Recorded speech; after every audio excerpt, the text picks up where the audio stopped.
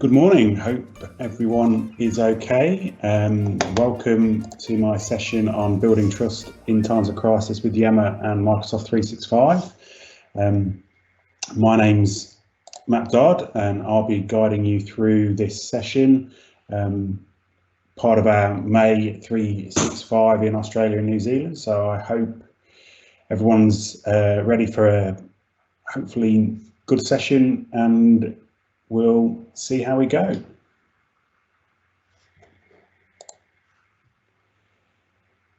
While we're just waiting for the last few people to jump on, I would just like to take this time to acknowledge the traditional custodians of the land on which this online conference is hosted, and the traditional custodians of the lands where our Australian-based speakers and participants are located. I'm happy to be located in Wajak country of the Noongar people, so over here in Perth. We would like to take the time to pay our respects to elders past, present and emerging. If you're over in New Zealand, thank you very much for joining us. My Maori isn't great, so I will leave the acknowledgement on the screen, but thank you for joining us, and hopefully we'll have a great session.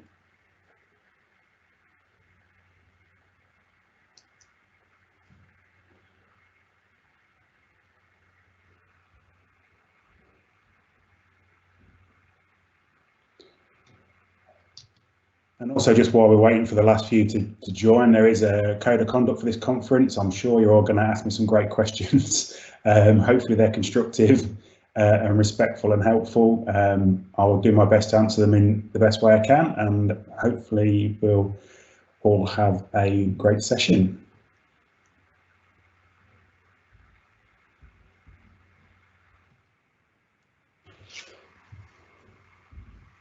So hopefully you've joined because you're interested in trust and culture. I'm going to go through a few things, but first, a bit of a cliche. It's Peter Drucker with his culture eats strategy for breakfast. An interesting, I always think of this as an interesting quote, but it's quite, my thought was, how easy is it to actually define some of this thing? So I think most people, if we asked, would be able to define what strategy is. So this idea that it's, you know, an overall plan or approach to deliver a major goal or goals. I'm sure that's probably a pretty reasonable definition for culture, but what about for strategy? But what about culture? How does that fit in, and what has this got to do with Microsoft 365 and trust? So that's what I want to look at this morning. There'll be a few sort of different models around culture and trust, and we'll obviously reference the time that we're in now with the COVID pandemic and how that may bear out on trust, and how you can start to demonstrate some of that culture with the Microsoft 365 suite, but particularly with Yammer. And why I'm interested in this and why I'm talking about this, I've been working as a digital workplace consultant recently for Engage Squared, so I'm working with lots of different companies who are rolling out different Microsoft 365 products, Yammer among them. And prior to that, I was a community manager and an intranet manager, for want of a better description, at a major financial company over here in Perth. So I've got a lot of experience around how that community built up and how that worked in Yammer. And that's when I really started to think around how do those more nebulous things, you know, like trust and culture, start to appear in these networks, and how do we see them? So that's really what the session is going to get into. So the first thing I wanted to do was look at what we think of as culture.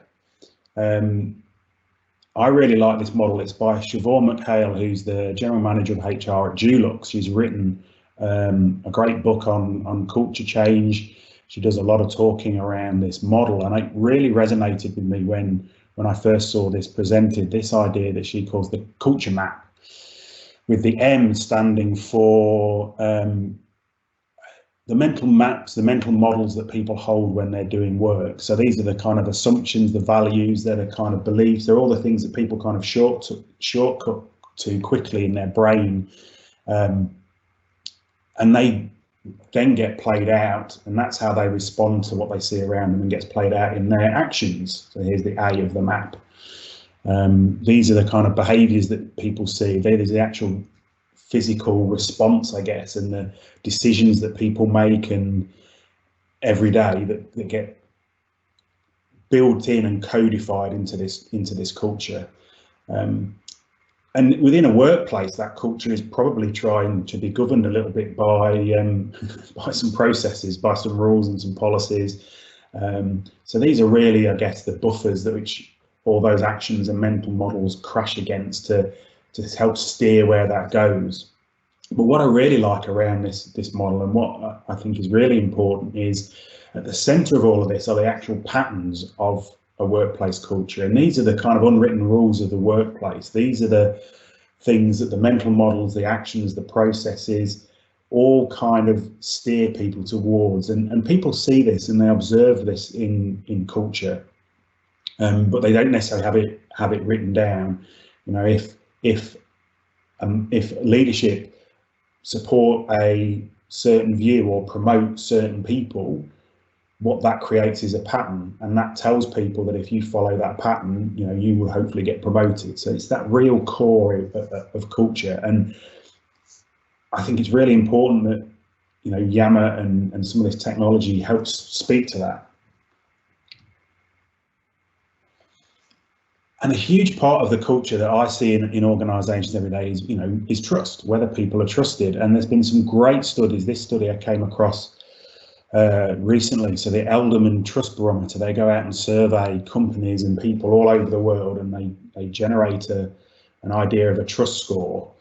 And for years and years, you know, governments and non-government organisations have been seen as the thing that people trust, but recently that's really shifted, and it's shifted towards organisations, and it's shifted to the most trusted organisation in a person's life is their employer. So I just, you know, that really struck me, that particularly in these times of crisis, employers are already in a trusted position. For a long time, we've spent time and effort and energy trying to say, well, we need to earn the trust of our workforce. But the reality now is that that trust is actually there. And you can see on this quote, it's 18 points more than over business in general, and 27 points more than government and media.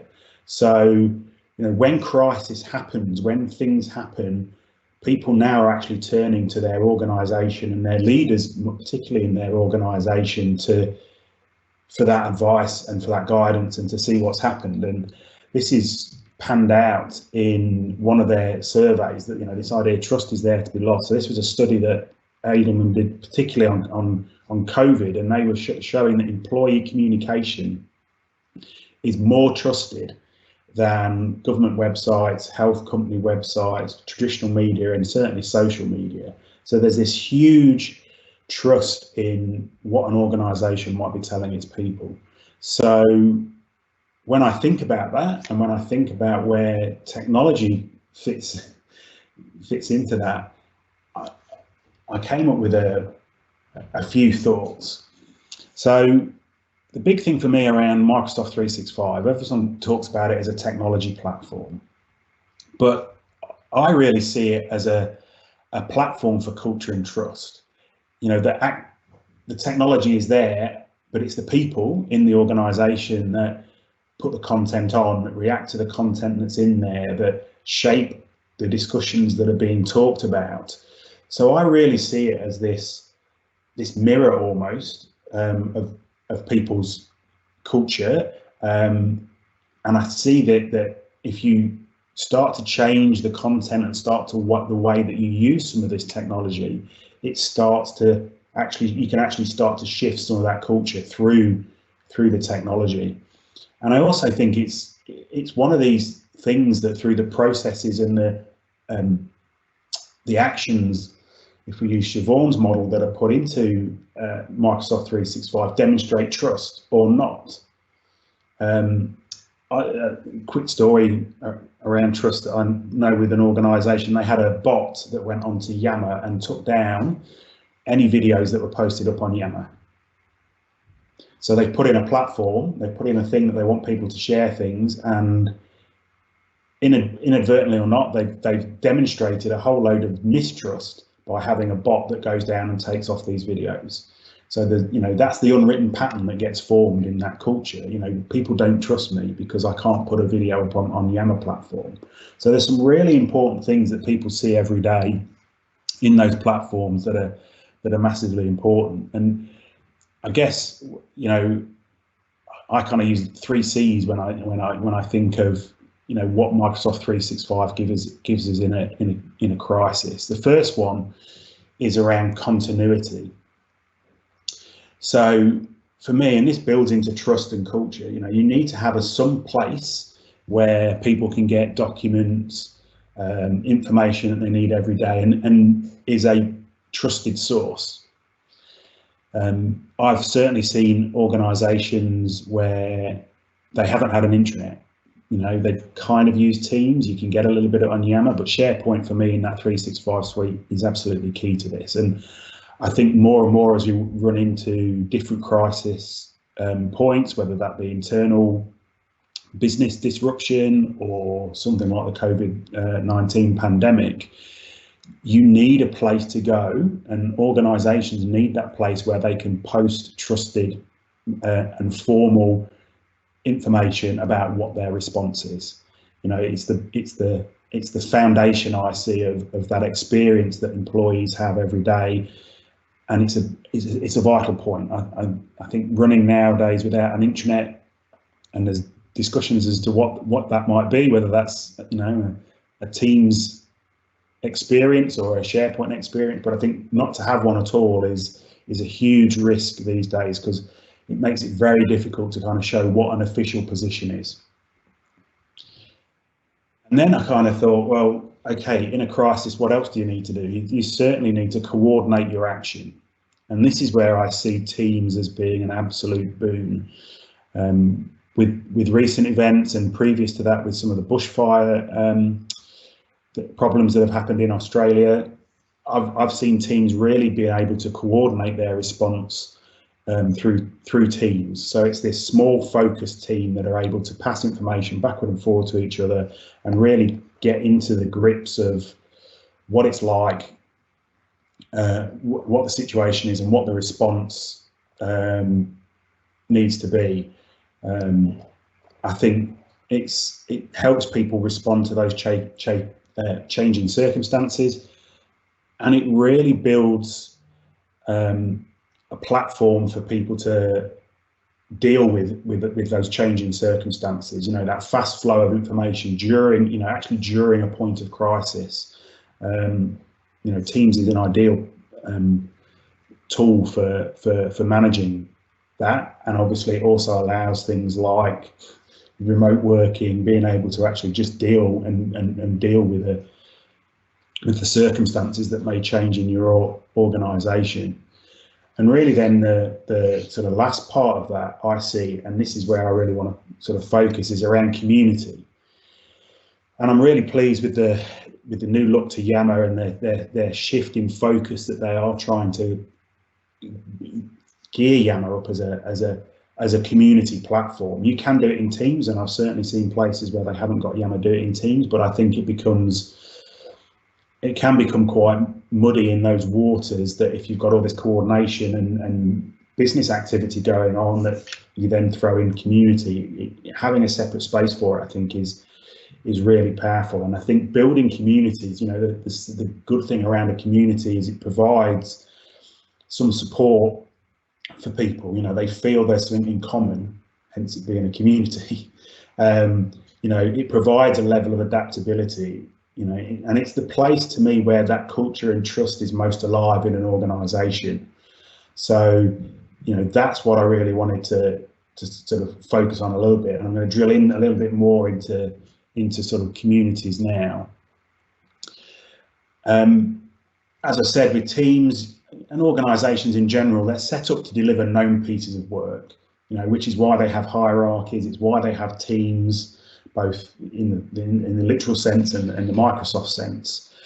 In a crisis, this changes, and that's what we've certainly been seeing with organisations over the the last few months. You know, they have to be adaptable, and that requires this wider sense of community. You know, when you start to mobilize a community and you have leadership within that, what that happens is you build resilience in that community rather than reliance. And by that, I mean, you know, people will naturally seek out and go, I don't know what to do, I'm going to ask somebody.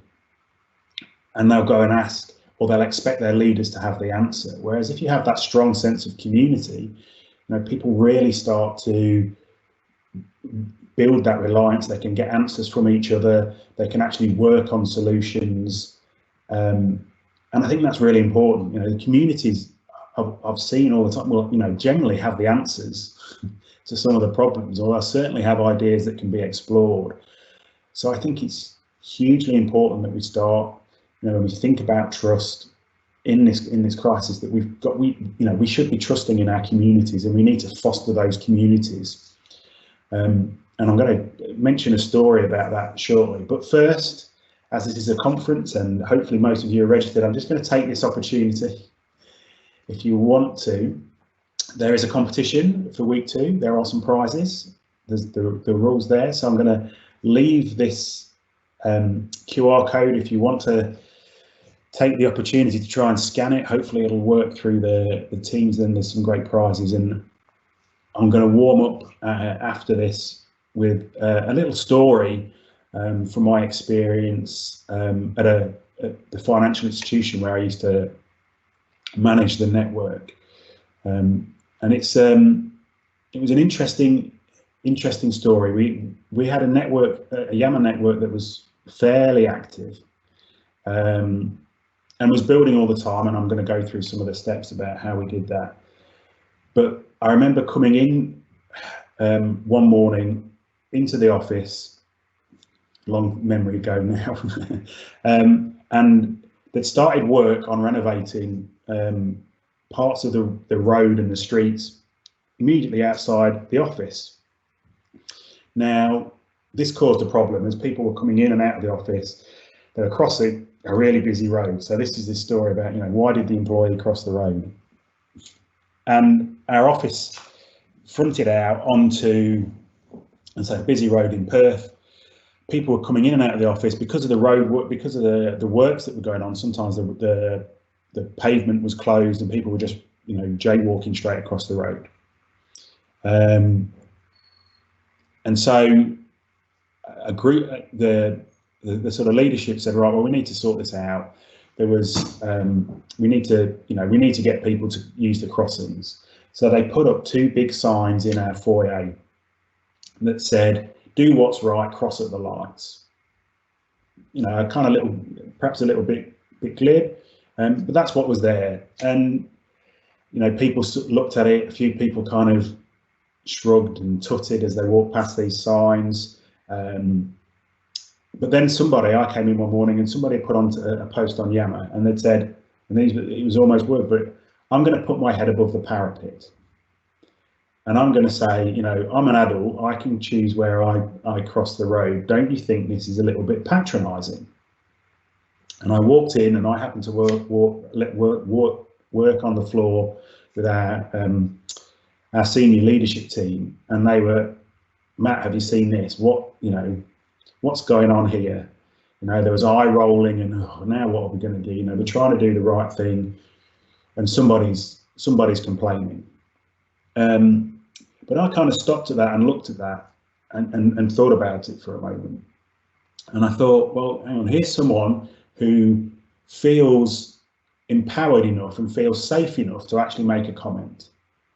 So that's a huge cultural significance for me. You know, they felt that they could put this out in front of everybody and not get shouted down. So it was a huge indicator for me of trust.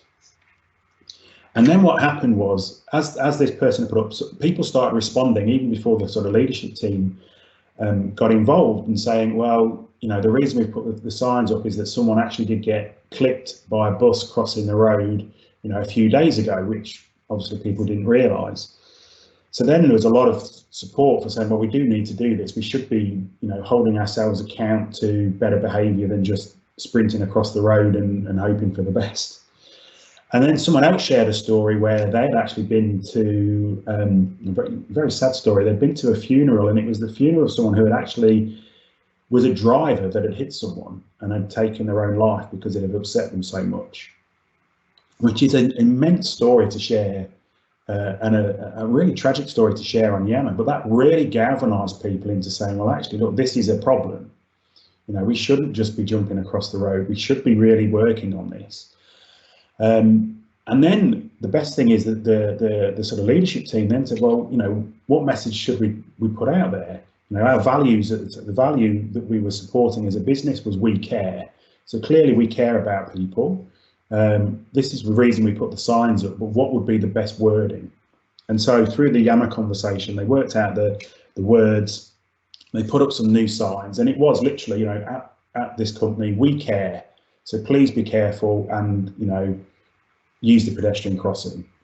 Change the wording slightly, but the result was people were then starting to use, you know, take notice, use the lights, and during the course of the rest of the renovations, there were no real major incidents regarding people crossing the road, and it was a really healthy discussion. And it really struck me that you know, we'd got to this point in our Yammer network where it was mature enough to have these conversations, which leads me to a really useful model that I find is incredibly powerful when looking at enterprise social networks. This is a model that's been around.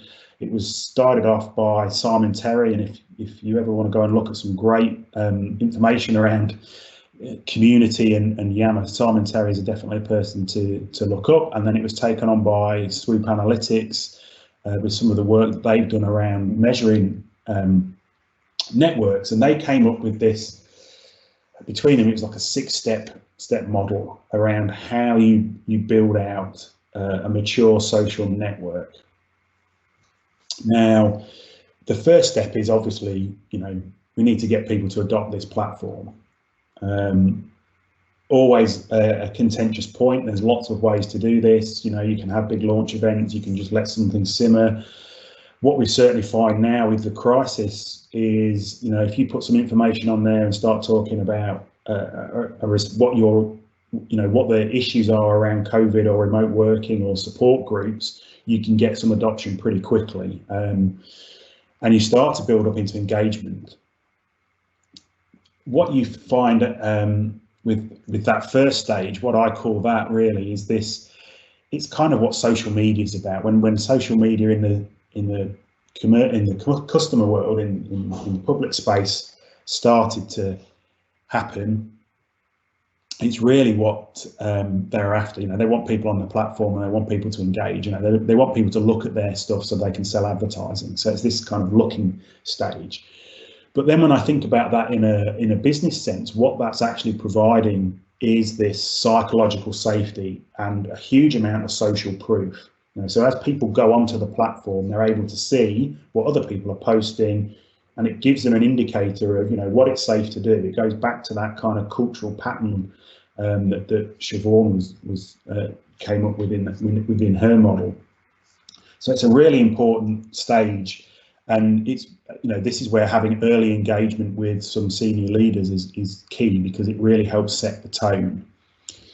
Then the next stage, so this idea that once you're on the platform, you know, you can start to connect with people. So this is about, who do we know? Who are we going to work with? It's all about actually doing some activity. So it's this actual networking stage. And once you start to build that connection, you can start to share. And as when Simon talks about this, he talks about it's the what. What are we going to do? What are we going to work on? What do I know? So you start to get this knowledge sharing. And for me, in that kind of psychological sense, it's all about participation and purpose. You're starting to build in, you know, activity. People are starting to build outside of their normal sphere of influence, their normal little team. You know, they're starting to connect across the business, share their information, capture that knowledge. So it's a hugely important stage. And then finally, you get onto this which Swoop called the kind of job fulfillment, and I kind of called it improving stage. So this is where you can start to solve problems. How are we going to fix this? Someone raises a question, how are we going to deal with that? And then finally get to this innovative stage where, not only is it about solving problems, but why don't we go off and do these things? What are the things that we can do? And I think that really speaks to this concept in culture terms of autonomy and mastery. So if you've ever come across Dan Pink's model, his model is, purpose, autonomy and mastery. And there you've got it cascaded out in this maturity model and what we see in enterprise social networks. And then when I think of the story of the signs and crossing the road, what I can see is that we had this sense of psychological safety. This person who put that post up really felt so safe enough to, stick his head above the parapet, as he said, and do that. And then obviously, as we resolved that problem, we went through that participation, and we then went through into the solve area and actually said, well, actually, what's a better way to word this? Why are we, and why are we actually doing this? And why don't we try and paint a different picture of what we want to do? So again, hugely important step around that. And I think, the power of a network when we think about trust and crisis is that it's all about helping to amplify that existing engagement, and the connection, helps demonstrate our culture, and it's all about turning it into this observable behaviour. And that's really where I find it key in terms of this trust. And then that really questions me about, how do you build this up? Which I'm sure is probably what people are interested in. And when you get these active networks, as the arrow says on the right, this is, what you see in an organisation is that value and trust and empowerment and collaboration and agility all increase, which is why we want to try and work through this model when we're managing sort of Yammer networks. So steps to do this, and what did we do at this financial organisation that gave us this network that allowed us to do that? Well, the first thing we did was actually embrace the social.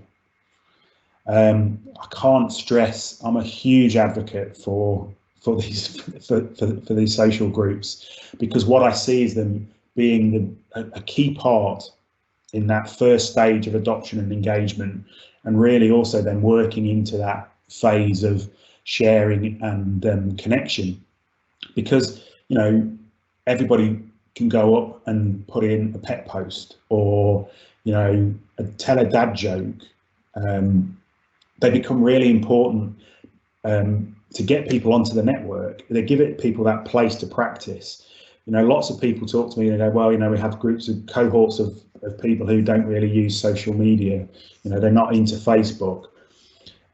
So having this place where they can, having these social groups where they can actually practice a little bit, they can, put a like on and not really worry about there being any major ramifications that they've liked a post, or they can reply to someone and say, I've got a guinea pig the same as you've got. Just allows people that bit of sense of a place to practice and kind of quite low risk. If you're guiding leaders through this, if your leaders aren't active and you're in a crisis, I wouldn't be saying necessarily for them to start going overboard on social posts in a moment of crisis. Not necessarily the best thing, but it's important if you can, in the moments when normality of some degree returns, is to say, look, yeah, we want to embrace this. We want to work on these social groups. They're a huge part of why people turn up to work. It's those social interactions. It's what they talk to. So it gives people this reason to return. It's like this sticky content. But the advantage of that is as they return to look at their favourite social group, they're getting the feed off Yammer that has other things in. So it starts to expose them to other content. And through that, it builds those connections, and this whole sense, this shared sense of community comes out of connections. I always imagine this, that when you go into meetings, meetings don't just launch into work. People chat, see how they've gone, have you had a good weekend, all of those things. And in this world where we're having to deal with remotely, this is where Yammer and these social networks can be really important, because they allow that conversation to still happen. Then in terms of the kind of communications, this was something we really started to work on, and I think having a drumbeat, so having a rhythm so that people have this regular opportunity to engage is hugely important. We used to do a monthly video blog from our managing director, as was at the time when I was in this financial institution, and that allowed us to have this, not only have a regular time slot with our senior leaders, but it meant that we could have a theme for the month. We could talk about a specific thing. The example that's on the screen was that we went through a huge digital transformation.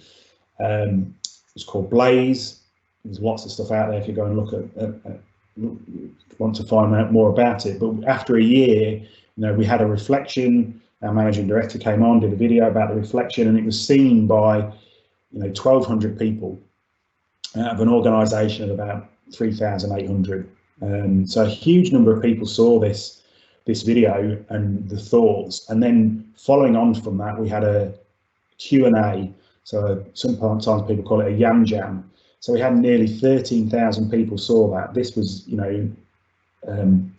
people asking questions. All of our exec team were back on there and answering what they thought, and it gives people that real level playing field to be able to say, well, I can get access to our senior leaders, and it helps set the standards. So again, it goes back to this concept of this observable behaviour that you have in the network. People see that they can ask a question, they can see that they're going to get an answer, so they feel safe to do so. It sets the tone. It is a professional space. So yes, there's a little bit of fun with the pet groups and the social groups and the like, but yeah, you can discuss work. It sets the standards, and it really means that people see this happening, and that influences that pattern that's at the core of that culture model, and really helps deliver trust. You see people on there, you understand that you can ask a question, you're going to get an answer, and you can have some kind of level of trust with that.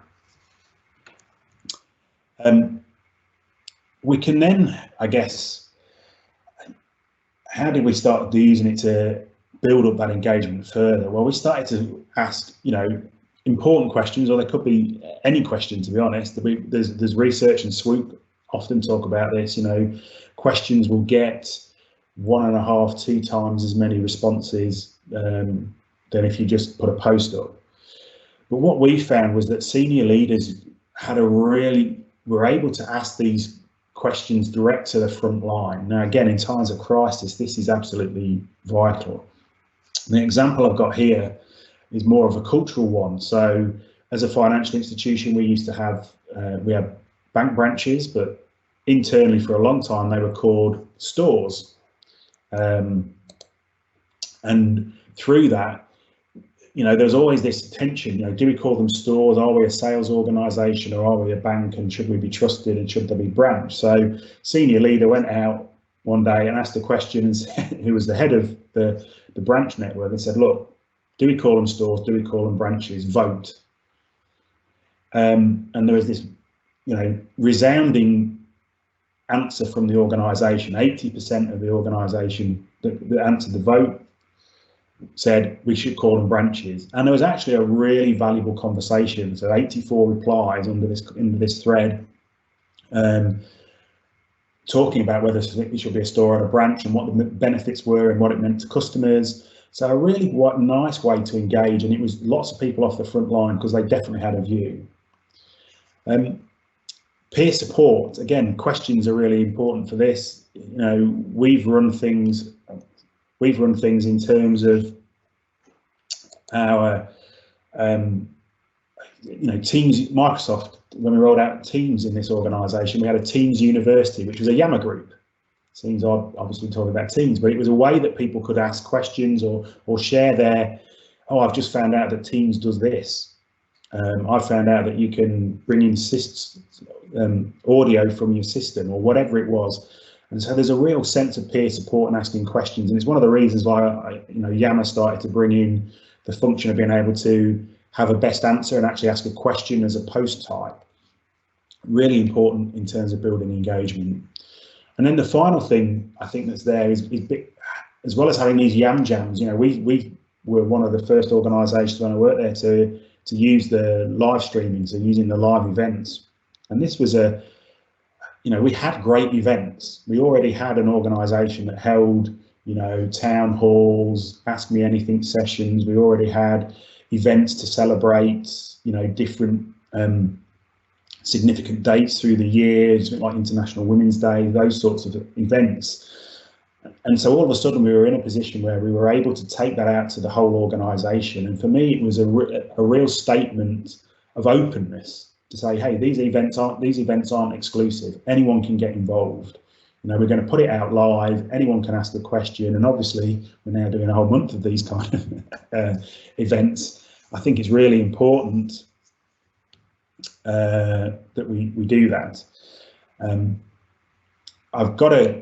just going to take a little pause. I've had a couple of things in here about whether I'm taking questions. Yes, I will be. I'm happy to take them as they come up. I am trying to keep a tab of them, but also I will get a point at the end to go through some of those questions. So yeah, please do ask questions in the question feed, and I will be getting to those as we go.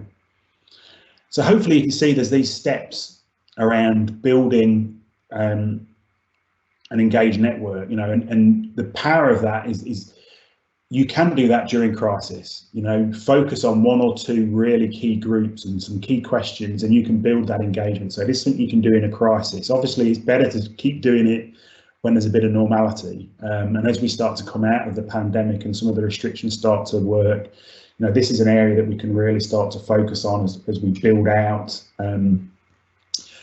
build that out for us through that transition period, and start to go, well, how do we make this more social? How do we widen out, and how do we get questions about how we want to recover? Are there ideas about things that we should do? So there's a real opportunity. But I wanted to move on a little bit now into terms of, obviously this is what community managers can do, but what can you do as individuals, and what can you do as leaders within these networks? And again, it's another really important model that's come out from the work that's done from Swoop, is this idea that when you're contributing in a network, you know, you, as I've already said, you're leaving this observable behaviour, but you can actually start to analyse that, and you can start to see and work out what kind of persona you're putting out into the network. Now, Swoop came up with these 5 personas.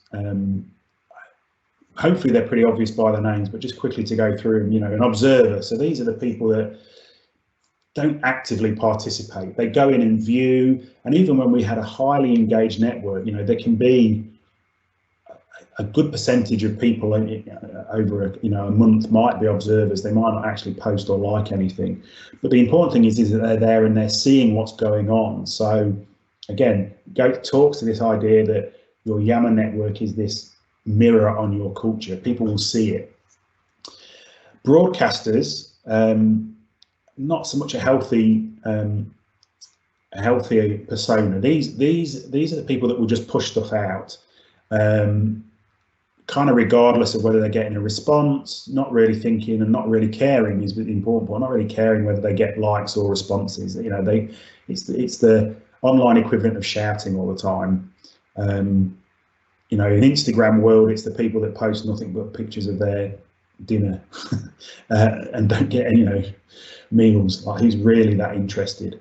And I think that's the key. You know, they're not even trying to be kind of interesting. They're not trying to be interested. It's quite self-centered. So working to keep the number of broadcasters down in a network is important. And yourself, when you come to post, just kind of check yourself. Is this of value to people in the rest of the network or not? And if it's not, then probably, you know, you might be in that broadcasting behaviour.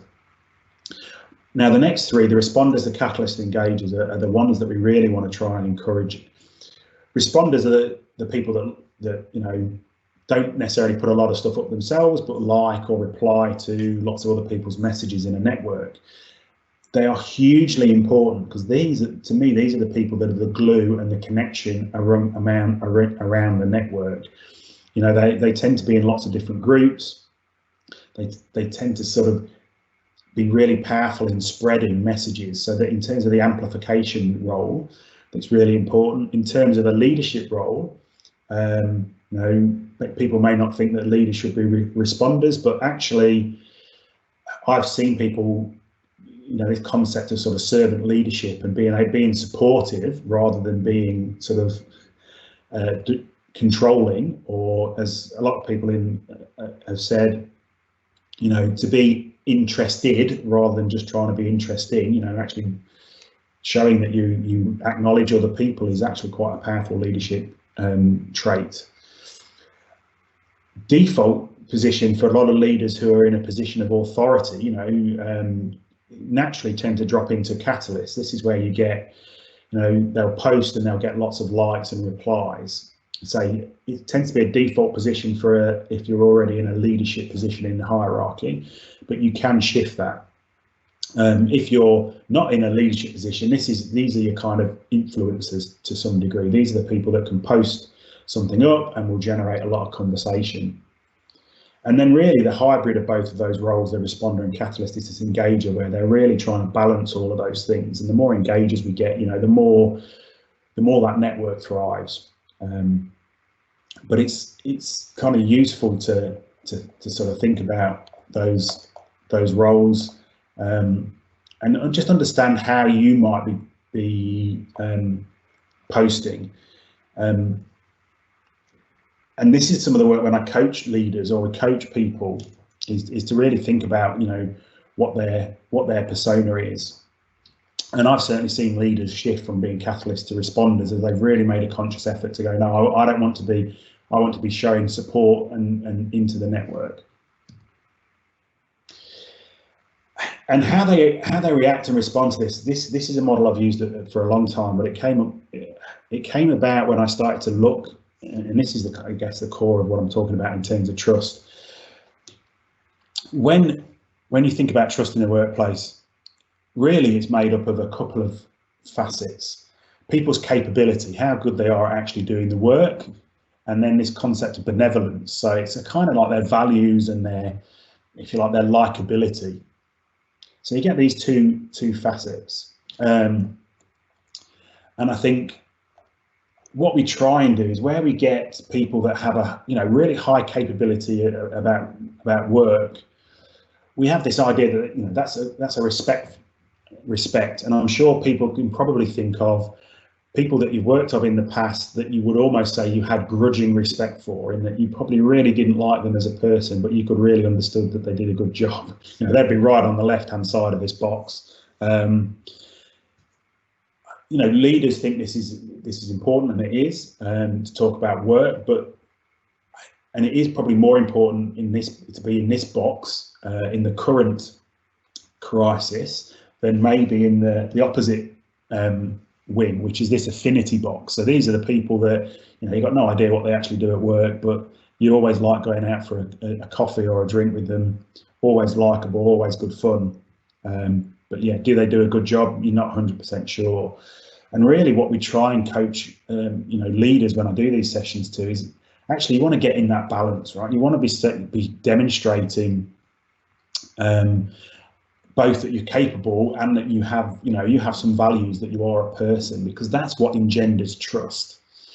When I think about the crisis, you know, which the international leaders stand out, people like, you know, Jacinda Ardern stand out as being, you know, applauded in the way that they've responded. And when I think about their social media and their output, you know, yes, I've got a lot of respect for the actions that they take, but, you know, she turns up and she does these Instagram posts from her house and has her children around, you know, it helps build that affinity. So it really lands in that trust position. So as you think about how you coordinate people's responses and leaders' responses to this trust, I think it's really important to be in that space. And in terms of then how you post, you know, when I think about that in a network point of view, these people in that respect box, yes, they post a lot about work, not much else. It can be very dry. but you know, it's important that we get that. The affinity posts, you know, they're always in the social groups, and I've had this before. I've had people come up to me going, you know, hey, I've had this person in my team. They always seem to be, in their words, wasting time on Yammer.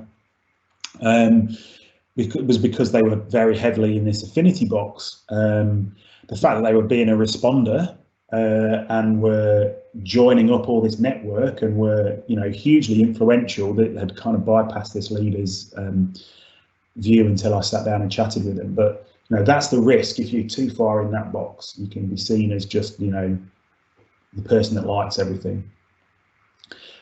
Being in that trust box, this is around this mix. It's this whole thing about getting a real mix and being able to show your true self, showing that authenticity and vulnerability. And, you know, I think again in these times that's vital to show that trust, to show that you don't know the answers. You know, ask some questions. I don't know how this is going to work, or I don't know that this, you know, I don't know that we have the answers, but this is what I'm trying to do to get those answers. You know, it's a real powerful way to engage.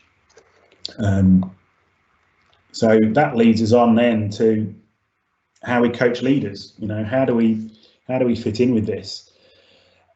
These are the kind of my little mantras that I use when I'm coaching leaders. You know, you've got to participate. If you're not if you're still sat in that observer box, if you're still as a leader, you know, you're conspicuous by your absence. And what we find in communities is that other people will step up. There will be, you know, there are leaders who are leaders because of their position of authority, and then there are leaders because they build that span of influence. You know, they are actually active and they participate. You know, they will naturally be seen as leaders, even if they aren't in a position of position of authority.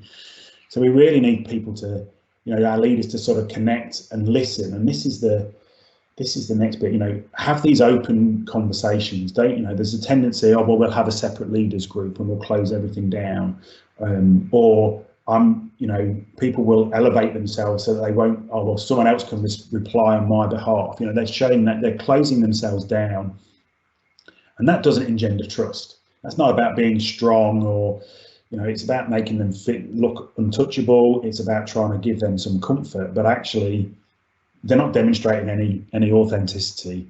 You know, they're not being present, which is huge on these networks. They're not actually, you know, they're removing themselves from shaping that culture if they don't have you know, start to build an open position. And it's also about coaching them into this idea that it's, you know, everyone talks about Microsoft 365, oh, it's a communication tool. Well, you know, Yammer for me is about conversation. It is two-way. It's hugely important. You know, it's conversation at scale. This isn't about you just putting out your particular view. It's about listening. It's about being able to respond to what's happening in the organization. And even if you just observe what conversations are happening in groups, you can start to get a real sense of sentiment. So it's hugely important. And I think, you know, it's not just about direction, you know, this sense of control, you know, actually, no, I need to be giving people the context and the information so that they actually want to follow me. You know, it's about my influence, and I can do some of that by, you know, focusing on people over process.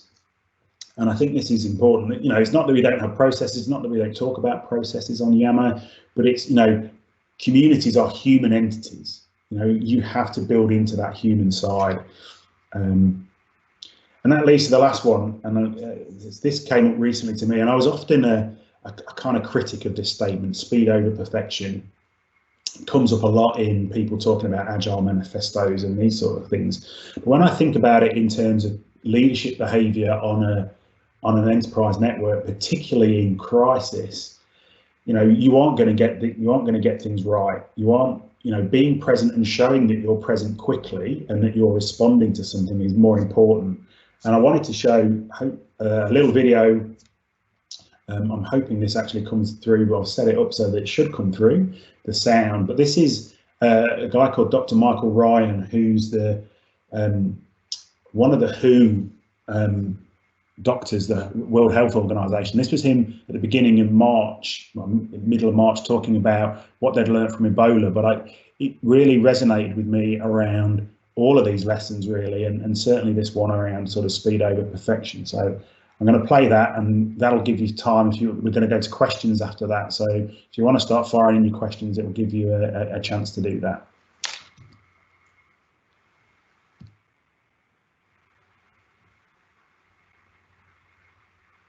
So, for some reason it's not loading up. Maybe my network.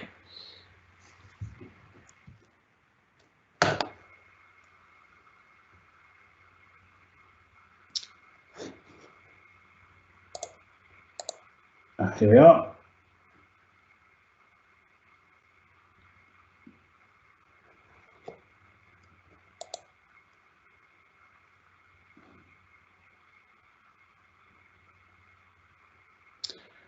Spinning wheel of doom.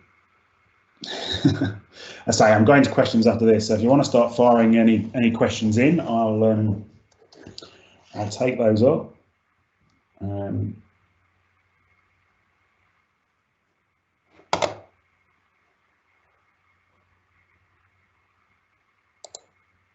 And then we can wrap up.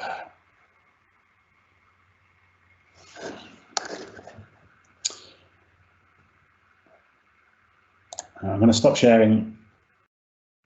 I'll stop sharing the screen. So what I can actually do,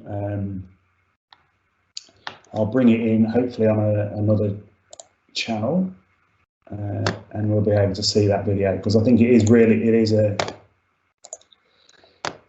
a really nice summary. Probably does it in 2 minutes of what I've just spent an hour talking about. So here we go. This is the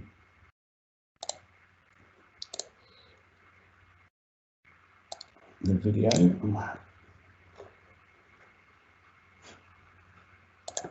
Hopefully you can hear this.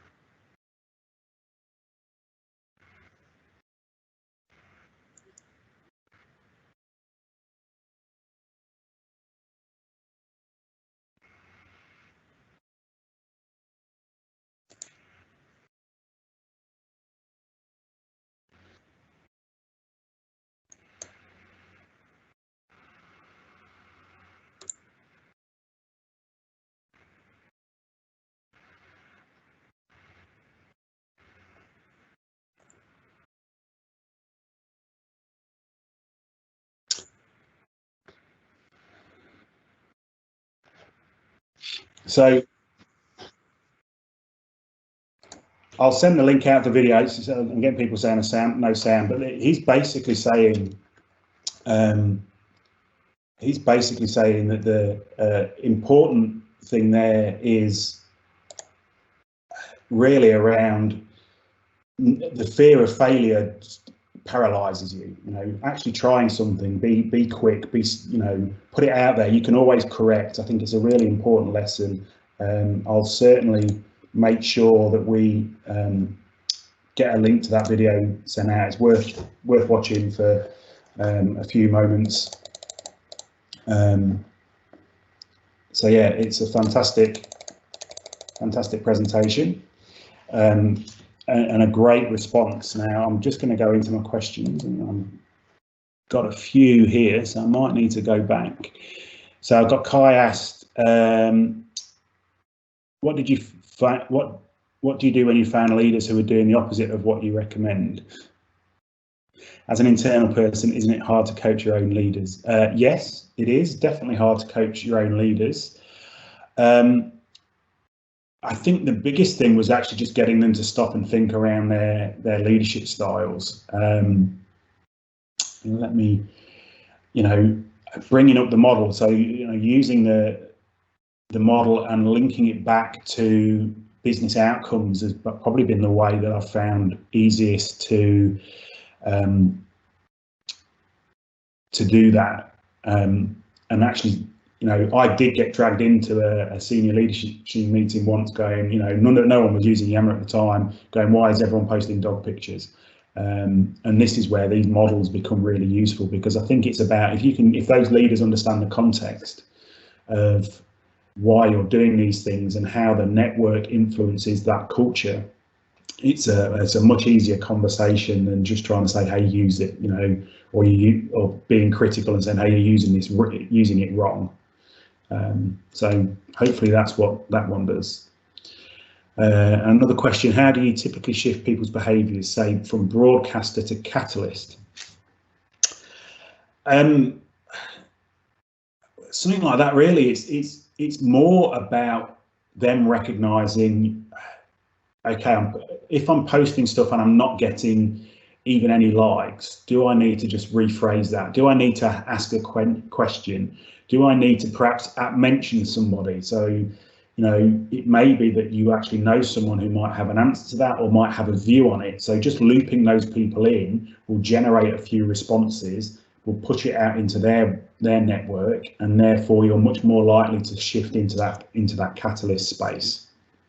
That really helps in terms of doing those things. Yeah, sorry about the sound on the video. That's is there any other questions? I'll happily take them. Go through that.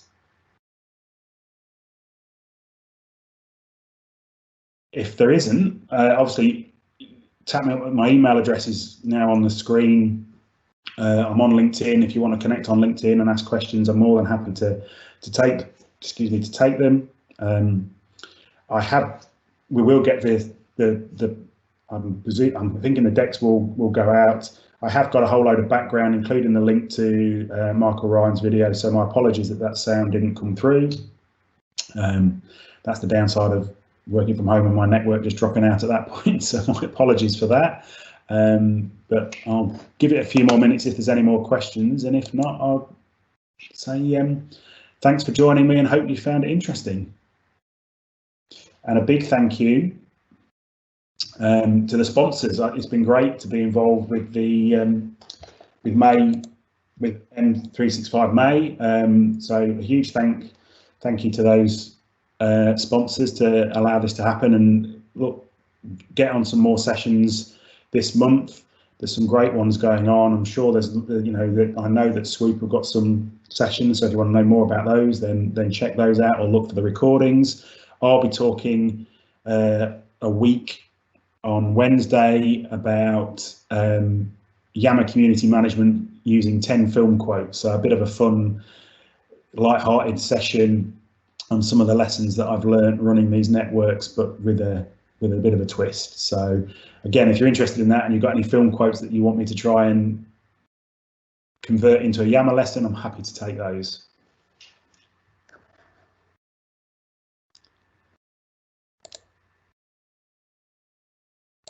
All right, just check the questions. No. Thanks very much. Thanks for all the feedback, and yeah, have a great day and enjoy the rest of your Friday. Thanks very much.